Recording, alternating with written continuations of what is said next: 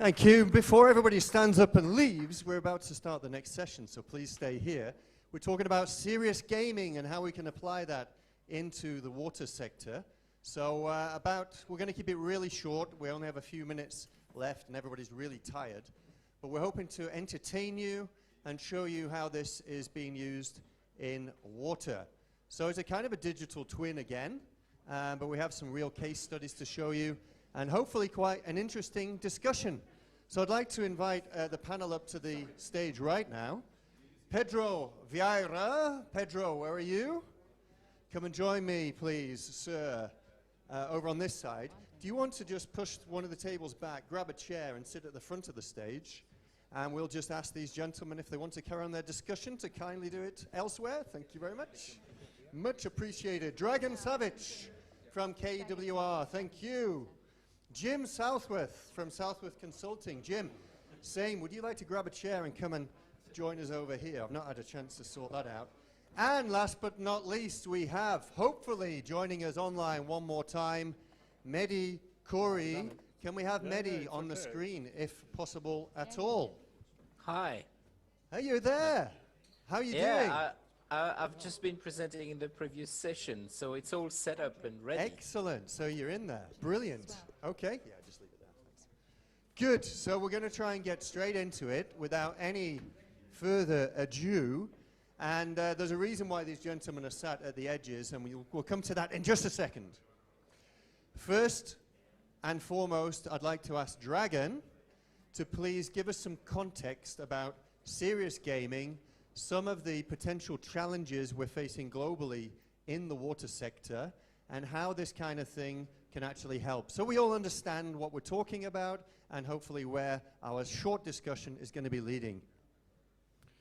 So today, over lunch, we were talking about invisible utilities, where in the past, water and energy utilities want to be invisible from their customers. So if they're invisible, they're doing a good job, is it? But that's the only service industry that is trying to be invisible from their customers. So they've now learned to change the attitude towards that invisibility. And getting engagement from stakeholders and customers is one of the things that serious gaming can help us with. That's not the only reason, because the water industry in general is facing a problem of the next generation of experts and specialists in this field. So lots of people retiring from the industry, and that's one of the key reasons for digitalization. But also one of the training tools could be this serious gaming. And it's not something that you need to have on your laptop. It's something that you can have online. So with the access to a browser and internet, you will be able to play, learn, see the consequences of your actions, and be able to get different people engaged in this. Excellent. We saw that in the background a little bit, what we're talking about in general. We're going to have a look at a case study now, if we can, and I think Mehdi seems to be working well online. So please give us one concrete example. Millbrook, I think, somewhere in the UK? Millbrook is the example that Mehdi had previously, but he can put it now on again. This is a village in southwest of England that got flooded 2 times before and after Christmas of 2014, I believe. And it was very difficult to figure out, because the people living there were really affected by it. You know, you get flooded once and then you look forward to the Christmas and you get flooded again. So they were going on against, let's crucify Southwest Water because they didn't put the drains in, and that was the problem. And when they played the game, and Mehdi actually went to this meeting when they had the community talking about it, you know, they didn't actually took out daggers at each other, but it was verbal daggers.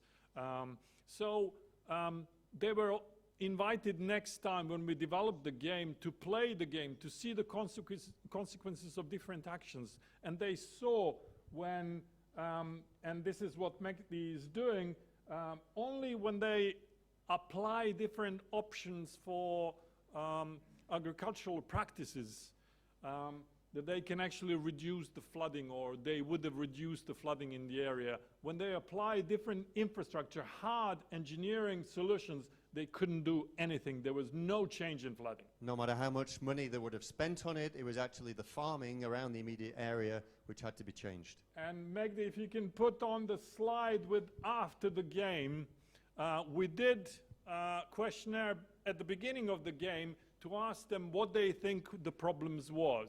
What is the potential solution? How would they interact with it? And then we did it afterwards. And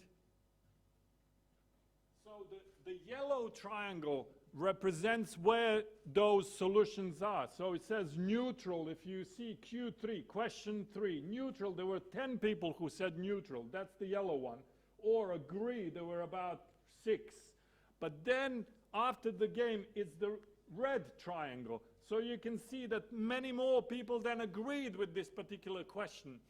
This is what happened after playing the game. They realized what was influencing the real problem, not what they thought at the beginning of the exercise. And that was the general public, the same user group, stakeholder group.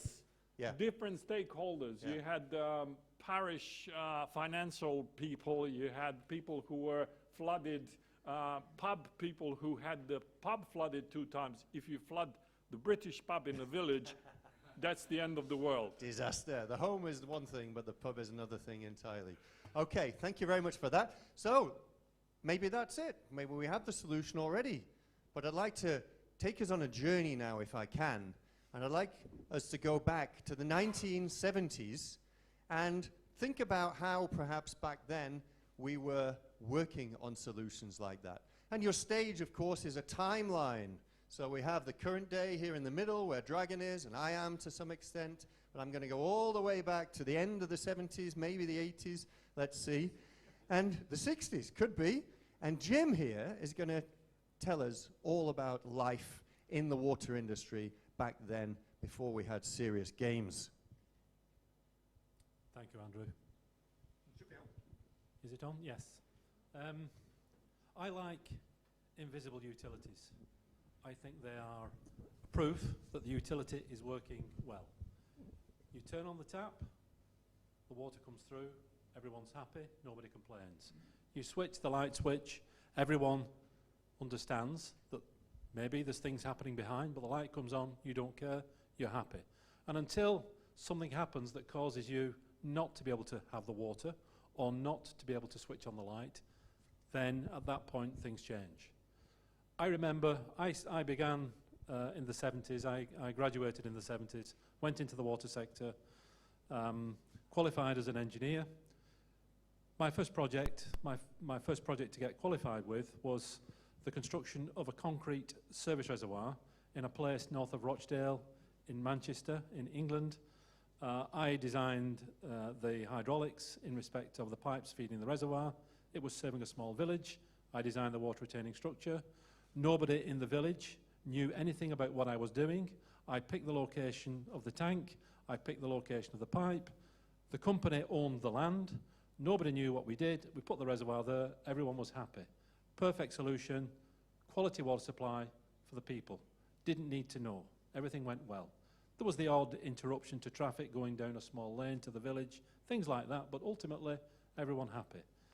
3 years later, I go into operations. I take responsibility for rehabilitation of the water network in North Manchester. Areas of the network, very old. Some of the pipes are 100 years old. Very encrusted, choked pipes, really. Poor pressure, dirty water. And my responsibility was to rehabilitate that network. So I decided that we would go at it big time. There was no point doing it in pieces. We entered into the area.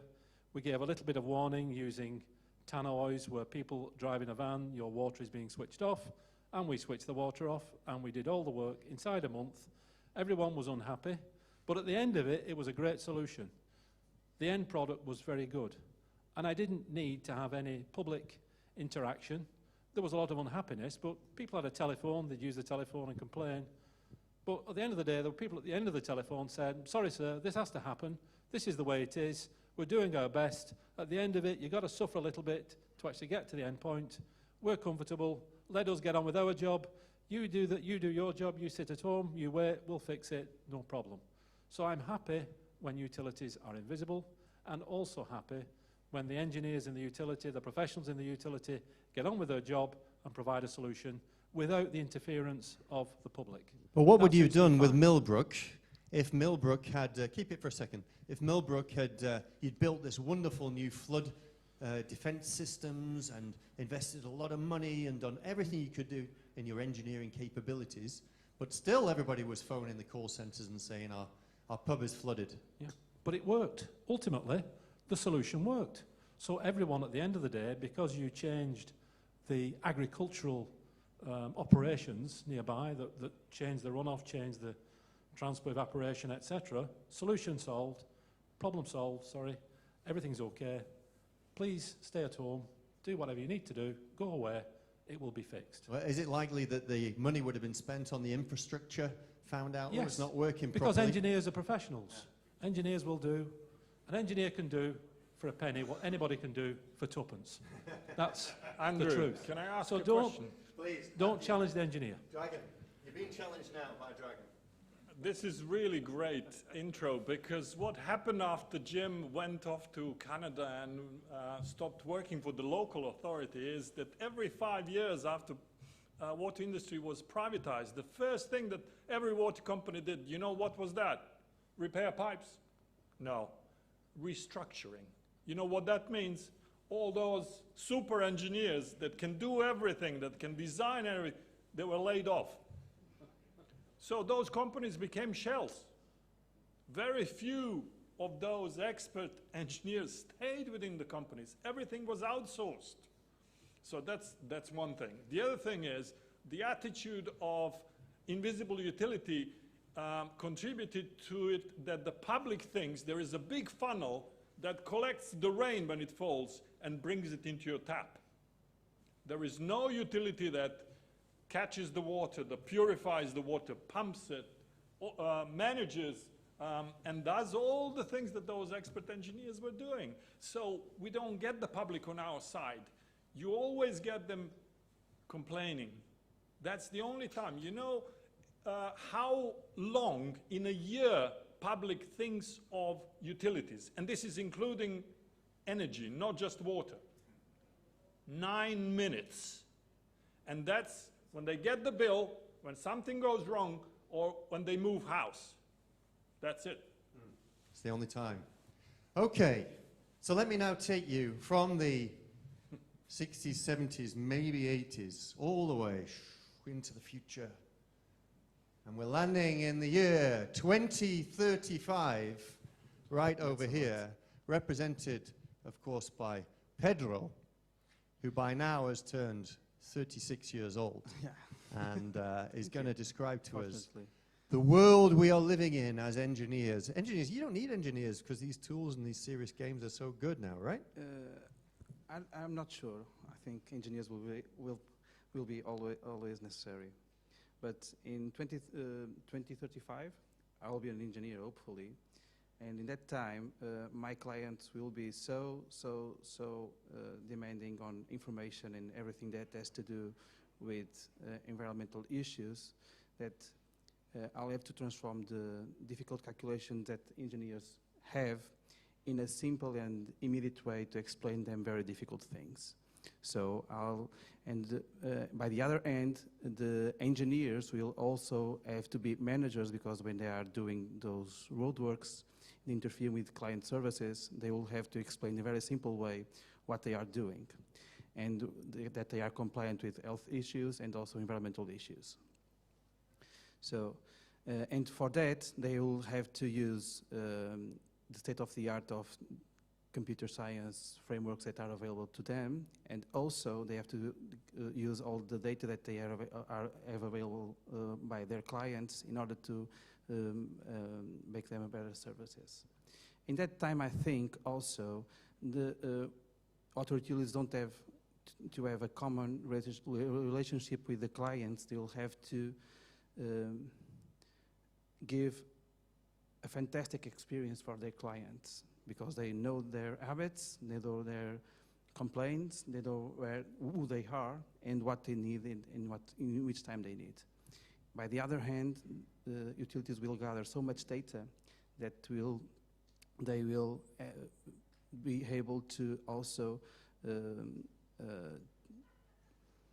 transform the information that they will give to other stakeholders in order to give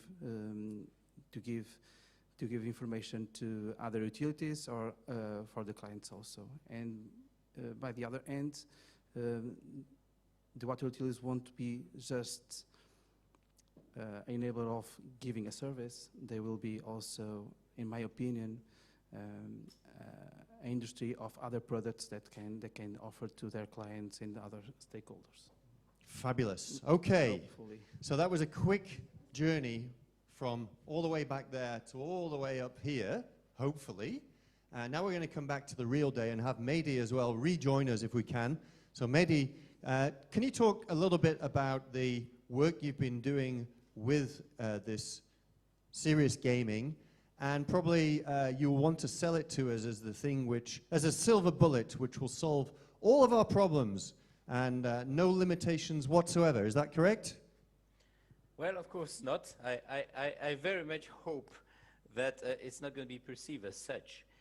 But, well, very recently there's been an interesting development. Thames Water has just been fined 100 millions because they gave bad customer engagement. Now imagine that. Wow. And climate change is coming. So the regulator, Ofwat in the UK, but other regulators too, are getting very, very tense because, well, water is not getting any easier and cheaper. And you could say the same for energy, because energy depends on water. I mean, all these things are interlinked. So think that you could just, you know, silently organize things on your side and not try to engage people might be a mistake, like somebody just discovered when they were fined 100 million. So we got something there. We got a need. We're going to need to engage people because these challenges are not going to be solved just by one person on his own, just by one water operator. You need the water person to speak to the energy person and so on. So I'm going to show you some other example of serious games that are trying to address this kind of problem. This is the one which is available online through the website, the SymphonNexus website. And in that particular instance, something very different from a flood problem. We're looking at the situation if you imagine that you're a policymaker and you're looking at this complex interface, which is your country, and you see some things going up and down in the nexus, in blue, water, in yellow, energy, in green, the land, in brown, the food, and in purple, the climate. And what happens is you want to average all these health bars, all these nexus indicators, and you would like to maximize your health. But you also want to minimize the amount of investment. And in order to do that, you're going to drag and drop different combinations of policies. And this is typically the kind of tool that hasn't really been developed yet. I mean, okay, we've just developed that one, but it's still very much a prototype. It's still at the research stage. And you know, if you want to face the challenges of tomorrow, you need to face them not in a silo thinking, but more like in a global nexus, common thinking. So you need to put all this knowledge about energy, about food, about farming, and about water together, and to see what are the consequences of combined decisions. And this is one particularly interesting example of serious game. This stuff is playable. It's a tiny toy model of Azerbaijan. It's playable online through the Google Chrome browser, and people can access it even during the event right now. So this is an example of not exactly what the future looks like, but perhaps you know, we are trying to think in matter of customer engagement. So we got we need to engage people. We need not just to ask people to fill in questionnaires about what do they think about the quality of their water, because they might not be very engaged, but perhaps we can even ask them, okay, this is a resource we got as an operator, and this is what we would like to prioritize.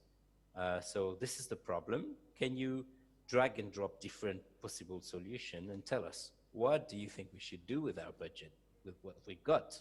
And then we consult these people, and if you get, this engagement coming from these people, then that's a step forward.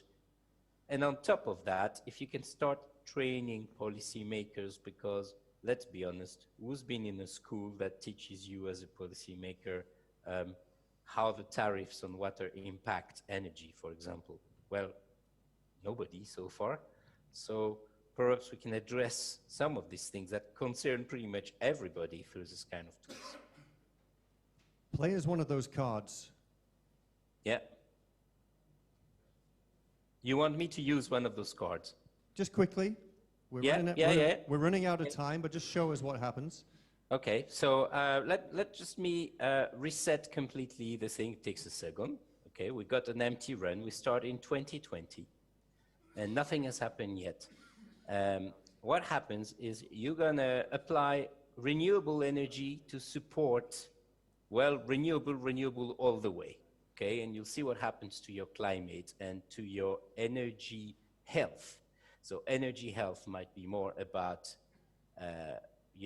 what you can provide to people. So in that case, we're applying 3 cards. One is about raising awareness for energy efficiency, another one subsidies for renewable, another one direct investment in renewables. So what's happening is, by doing that in your country, you're actually lowering the nexus energy health. That means that, okay, you've substituted a lot of cheaply available energy producing technology like coal by renewables. And that's great, but that's made energy a little bit more difficult to access. So if you want, the security of the energy perspective has gone down, therefore your nexus health for energy has gone down. But on the other side, your climate for emission of greenhouse gas emission has gone up.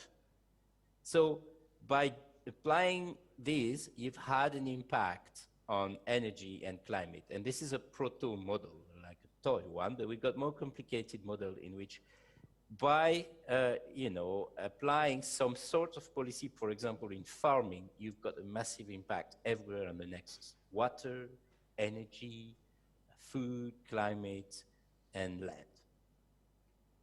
Fabulous. Thank you for that. Okay, let's bring it back to the current day. If you could join me in the middle, gentlemen. Shall we stand? Would you bring the microphone, please, Pedro, and share that? Do you want to stand right in the middle there? And all I would like to do is for you to reflect on what you've just seen right now. Start with Jim, if we could, and just ask Jim, you've seen some of this stuff which is going on. Yeah. In general, what do you think? And B, where do you see it maybe being applied in projects that you are doing or thinking of for the next few years? Yeah, I'll give an example. It'll take me 1 minute. I know it's not short of time.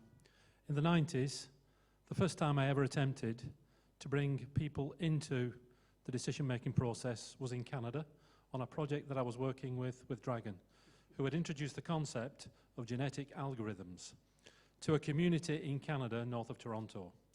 The principle of genetic algorithms didn't exactly get the recognition of the people. So we decided that we'd have an open event where Dragan presented to everyone, told all the municipal councillors exactly what he was doing and explaining the principles of genetic algorithms. No one had a clue what was happening. We tried our hardest, our best to get a solution. It fell flat. And at that point, I thought, really, there's no way there's any benefit from involving people in the decision-making process because they didn't understand the concept. It was a black box with a mathematical formula that produced a brilliant solution, but they didn't know how it happened, and they weren't appreciative of it. However, what I see here is something completely different. What I see here is a pictorial representation. Rather than trying to speak about the mathematics and the technology, here, by playing those cards, you can very quickly build up a picture of how you play the game out.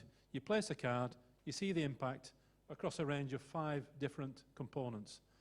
And those cards, you can make this as complex or as simple as you like, but in fact, it actually allows you visibly, without getting into the mathematics or the engineering or the detail, to understand when you have to do something and make a decision that there is an impact and a consequence. And you can see what those consequences are, either positive or negative. I like it. I think it is, in my mind, I think it's a very nice way of getting people involved.